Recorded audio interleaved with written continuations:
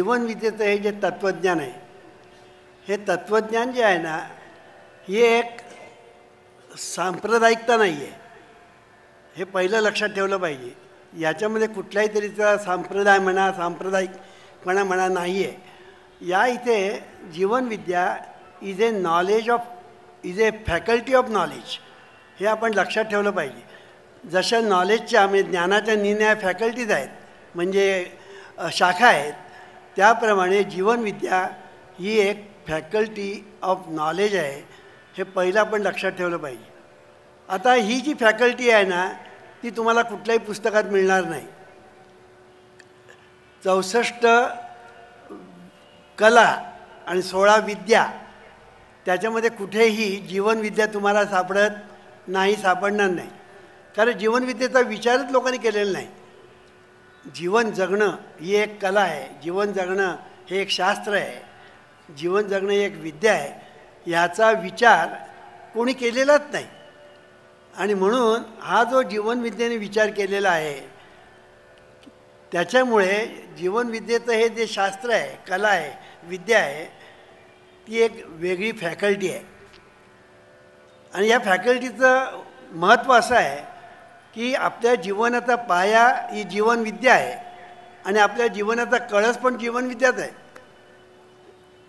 लक्षात ठेवायचं, जीवनविद्या हे आपलं मूळ आहे, तसं जीवनविद्या हे आपल्या जीवनाचं फळ पण आहे. म्हणून जीवनविद्या जर आपण शिकू शकलो नाही तर मानवजात सुखी होणं शक्य नाही, असा जीवनविद्येचा सिद्धांत आहे. म्हणून हे जग सुखी व्हावं आणि आपलं राष्ट्र सर्व राष्ट्रांच्या पुढे प्रगतीपथावर जावं, हा जीवनविद्येचा प्रमुख हेतू आहे. आणि त्या हेतूने आम्ही हे कार्य करतो आहोत. पहिलं लक्षात ठेवलं पाहिजे. म्हणून जीवनविद्येचं हे जे शास्त्र आहे नवीन आहे. तुम्ही जर पुस्तकं आमची वाचली तर तुमच्या ध्यानात येईल की हे तत्त्वज्ञान जे आहे, हे तत्त्वज्ञान आगळं आणि वेगळं असं आहे. ह्याच्यामध्ये मी जे सिद्धांत मांडलेले आहेत ते ऐकल्यानंतर तर काय काय मंडळी चकित होतात. आता एक सिद्धांत मी मांडलेला आहे, परमेश्वर कोणावरही कृपा करत नाही आणि कोणावरही कोप करत नाही. हा मी जो सिद्धांत मांडलेला आहे, आतापर्यंत तुम्ही जर बघितलं मानवजातीचा इतिहास, धर्माचा इतिहास, तर तुम्हाला आढळून येईल, तत्त्वज्ञानाचा इतिहास, की हा सिद्धांत आतापर्यंत कोणी मांडलेला नाही, हे आपण लक्षात ठेवायचं. सांगायचा मुद्दा असा की जीवनविद्या हा आपल्या जीवनाचा एक फार मोठा महत्त्वाचा असा फॅकल्टी ऑफ नॉलेज आहे आणि ती शिकल्याशिवाय गत्यंतर नाही.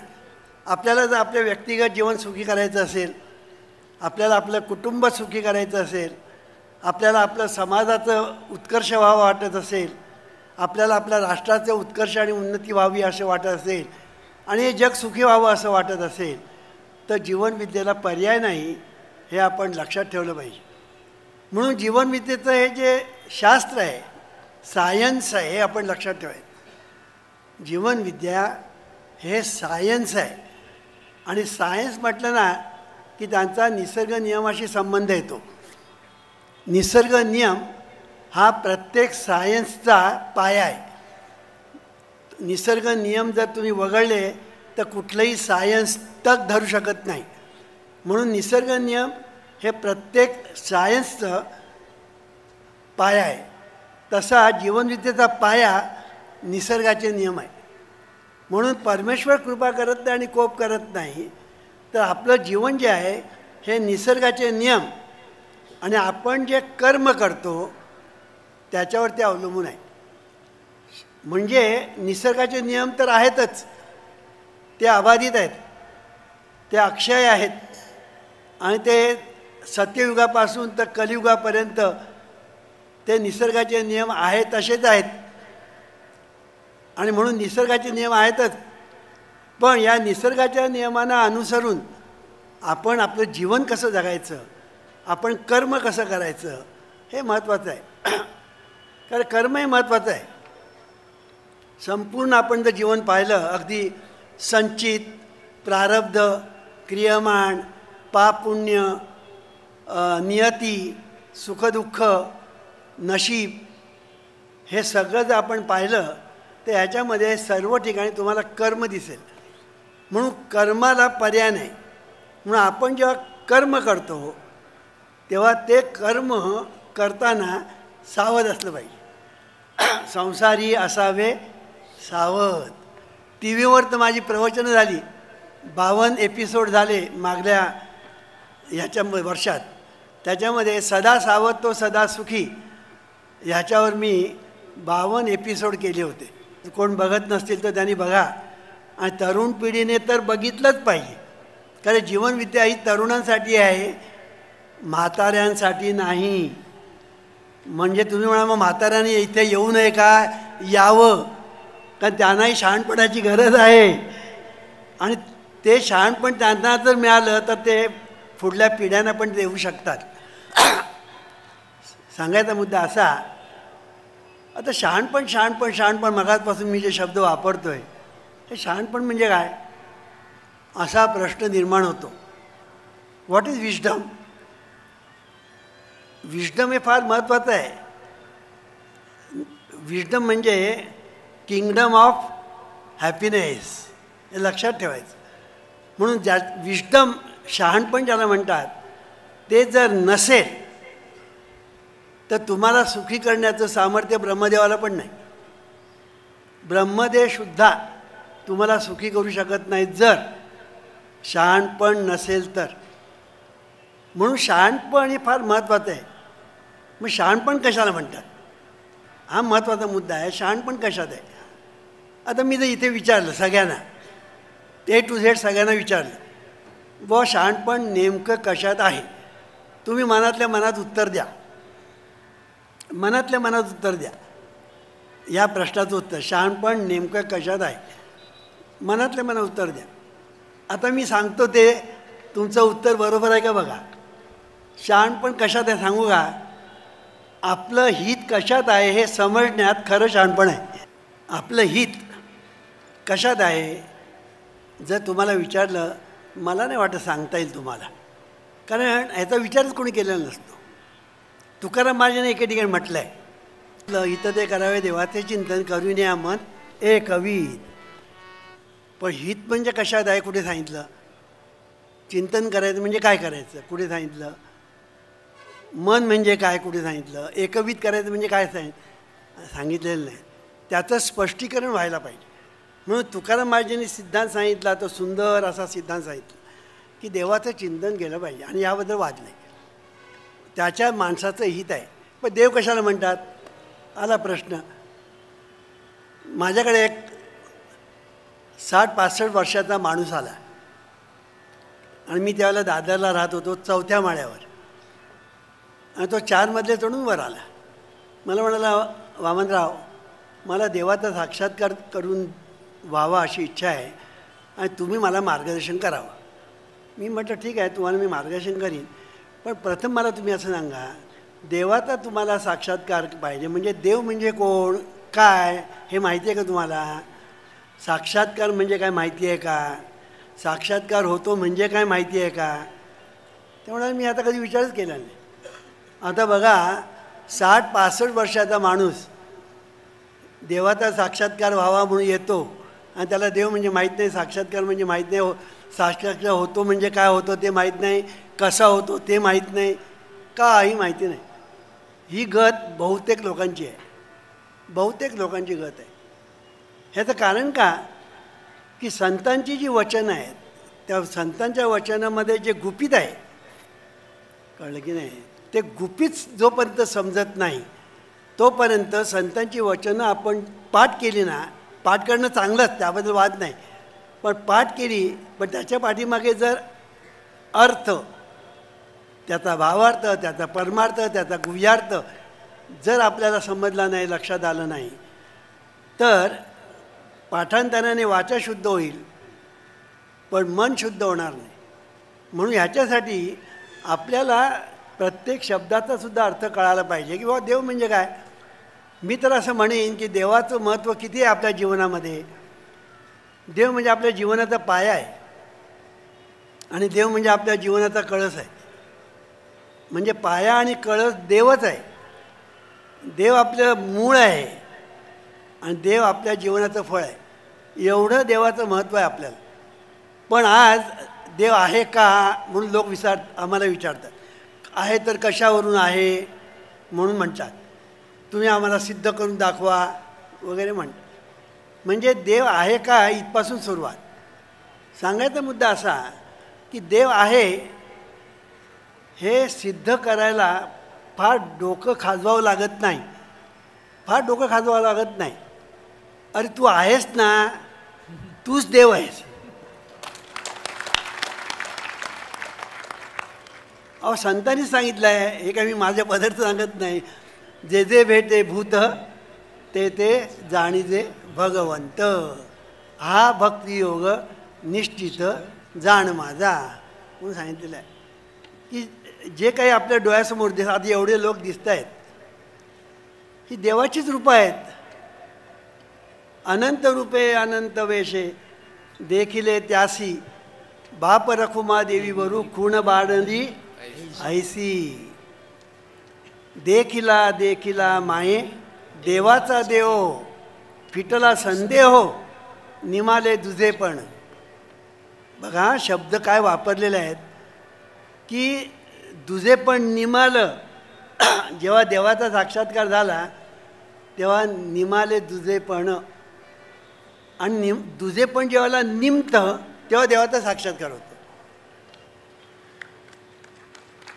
मला वाटतं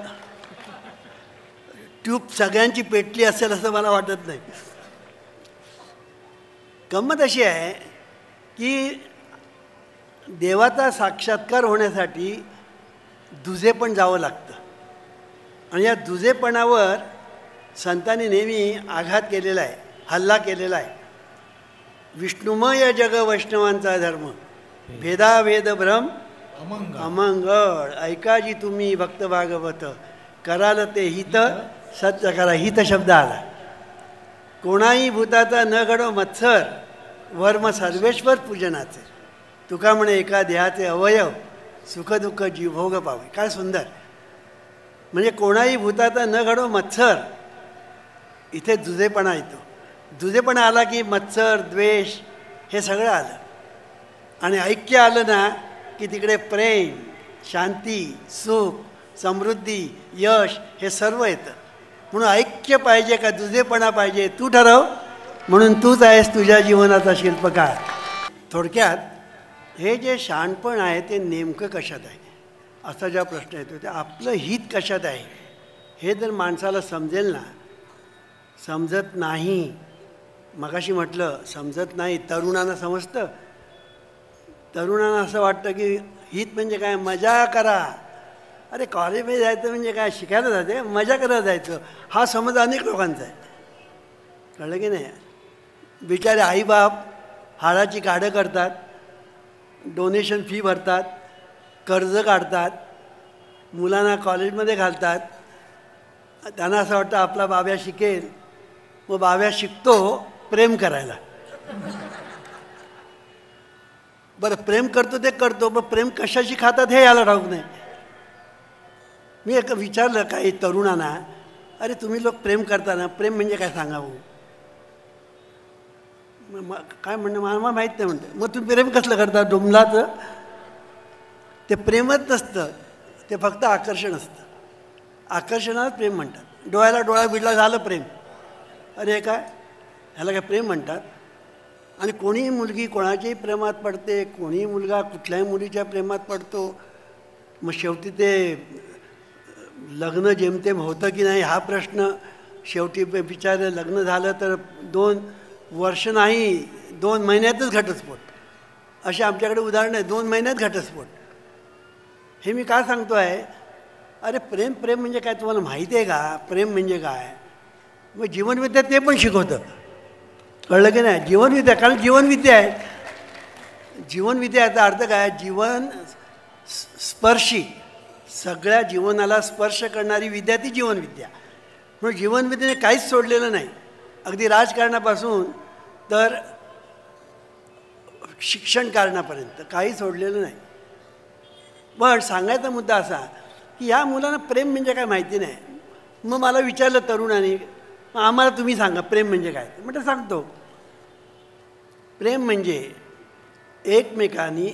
एकमेकांना सुखी करण्याची भावना म्हणजे प्रेम.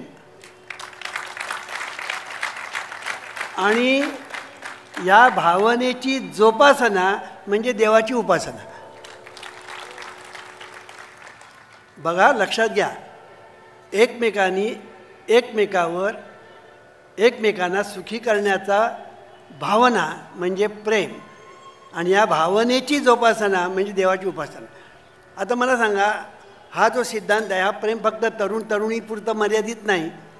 माय लेकराला आहे, भक्त आणि देव प्रेमच आहे. भाऊ बहीण भाऊ हे सगळं प्रेमच आहे. इथे एकमेकांना सुखी करण्याची भावना असेल, कुटुंब सुखी. नसेल तर ब्रह्मदेव जवळ उतरला तरी कुटुंब दुःखी. एक लक्षात ठेवायचं की हे जी एकमेकांना सुखी करण्याची जी भावना आहे ना, ही महत्त्वाची आहे. आणि ही जर भावनाच नसेल तर भावाभावात पटत नाही, बहीण भावात पटत नाही, वडिलांमध्ये आणि मुलामध्ये पटत नाही, आई आणि लेकरात पटत नाही, सासू सुनामध्ये पटत नाही, कुठेही पटत नाही. कारण काय, एकमेकांना सुखी करण्याची भावनाच नाही. वर्चस्व गाजवण्याची जी एक प्रवृत्ती आहे ना, ती आपला घात करते. वर्चस्व गाजवण्याची जी भावना आपल्याकडे जी एक भावना आहे ना, ती पण भावनाच आहे. ती आपला घात करते. आणि एकमेकांना सुखी करण्याची भावना आपलं हित करते. मग जीवनविद्येचे सिद्धांत आहेत ना, हे सिद्धांत म्हणजे असे आकाशात फक्त तरळणार नाही. तुम्ही प्रत्यक्ष जीवनामध्ये बघा. एकच दिवस करून बघा, एकच दिवस. मग तुम्ही म्हणा अरे दुसऱ्या दिवशी करूया, अरे म्हणा तिसऱ्या दिवशी करूया, अरे मग आयुष्यभर करूया ना.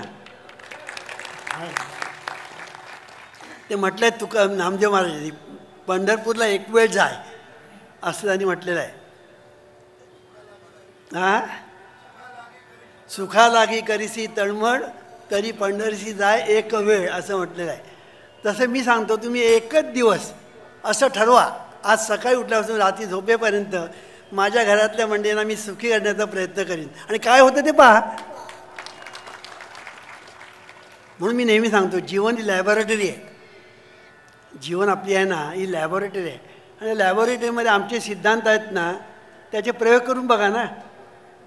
हे प्रयोग करता योग सापडेल आणि योगी व्हाल.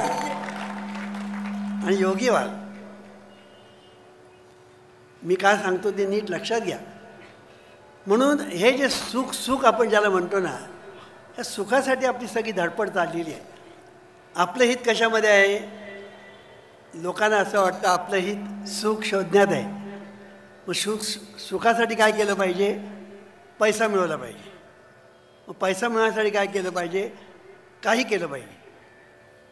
मग तिकडे त्याला कुठल्याही तऱ्हेचं बंधन नाही, मिळेल तसा पैसा मिळवायचा. कळलं की नाही? हा जो चंगळवाद झालेला आहे ना, तो आपल्या राष्ट्राचा घात करील. कळलं की नाही? आपल्या राष्ट्राचा घात करील चंगळवाद. म्हणून जीवन आपण ज्याला असं म्हणतो, त्याच्यामध्ये आपलं खरं जे हित आहे ना, ते आपण एकमेकांना सुखी करण्यात आहे. आता सुख ज्याला आपण म्हणतो ते आपण दुसऱ्यांना सुखी करण्यासाठी म्हणजे कर्म आलं. म्हणून कर्म हे आपल्या जीवनामध्ये महत्त्वाचं आहे, पहिलं लक्षात ठेव. आणि या कर्माला 4 तोंड आहेत. ब्रह्मदेवाला जशी 4 तोंड आहेत ना, तसं कर्माला 4 तोंड आहेत. एक म्हणजे विचार, दुसरं म्हणजे उच्चार, तिसरं म्हणजे आचार, चौथं म्हणजे इच्छा. ही 4 तोंड कर्माची आहेत. म्हणून कर्म हे ब्रह्मदेव आहे. मग ब्रह्मदेव उत्पत्ती करतो म्हणतात ना, म्हणून सगळी उत्पत्ती कर्मातूनच होते. चांगलं किंवा वाईट हे सुद्धा कर्मातूनच होतं. म्हणून कर्म आपल्या जीवनामध्ये श्रेष्ठ आहे. ते कोणालाही टाळता येत नाही, कोणाला टाळता येत नाही. जन्माला माणूस एकदा आला ना की त्याने कर्म केलंच पाहिजे. कर्म करणं म्हणजे काम करणं, कर्म करणं म्हणजे काम करणं. म्हणून कामाचा कंटाळा करू नका, कारण काम करण्यासाठी तुम्हाला देवाने पोट दिलं आहे.